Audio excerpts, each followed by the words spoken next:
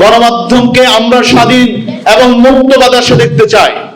TV চ্যানেলগুলো তাদের বিভিন্ন বাধ্যবাধকতার কারণে সম্প্রচার করতে পারে নাই, তাদেরকে টুটি চেপে ধরে রেখে দেওয়া হয়েছিল।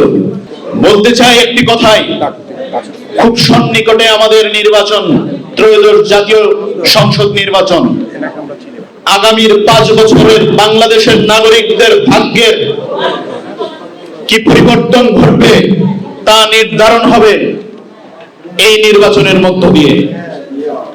যেভাবে বিগত দিনে আমাদের মাল্টিমিডিয়ার ভাইয়েরা কাজ করে এসেছে, আমি আশা রাখতে চাই সামনের দিনগুলোতেও একইভাবে কাজ করে আসবে। কে ক্ষমতাসীন কে ক্ষমতাহীন কোনো কিছু দেখার সুযোগ নেই। শুধু রাষ্ট্র এবং জনগণের পক্ষে কাজ করার জন্য আমি জাতির বিবেক হিসেবে প্রত্যেককে উদাত্ত আহ্বান জানাই এবং বলতে চাই, যেভাবে জুলাই গণঅভ্যুত্থানে গুলিবিদ্ধ হয়ে বিভিন্ন জায়গায় আমাদের সাংবাদিক ভাইয়েরা রক্ত দিয়েছে, কিন্তু জনগণের সাথে দেশের সাথে গাদ্দারি করে নাই, সামনের দিনগুলো একইভাবে বুকের তাজা রক্ত ঢেলে দিবে, কিন্তু কারো সাথে আপোষ করবে না।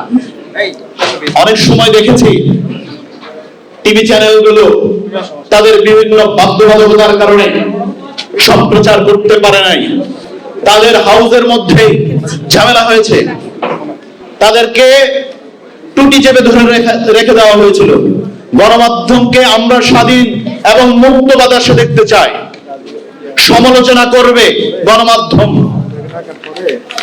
যেমন কিছুদিন আগে আমরা দেখেছি একটা ট্র্যাজেডি, প্রথম আলো এবং ডেইলি স্টারে, এটার তীব্র নিন্দা এবং প্রতিবাদ জানাই।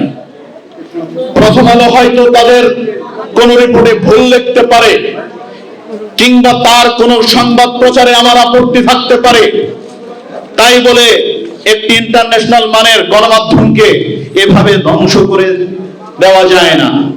কাজেই বলতে চাই, আপনি পারলে আরো 10টা গণমাধ্যম তৈরি করেন এবং সঠিক নিউজগুলো জনগণের সামনে তুলে ধরেন, কিন্তু কোন গণমাধ্যম ধ্বংস হয়ে যাক কিংবা কোন গণমাধ্যমকে পুড়িয়ে জ্বালিয়ে কোন ট্র্যাজেডি তৈরি করা হোক, সেটা আমরা চাই না।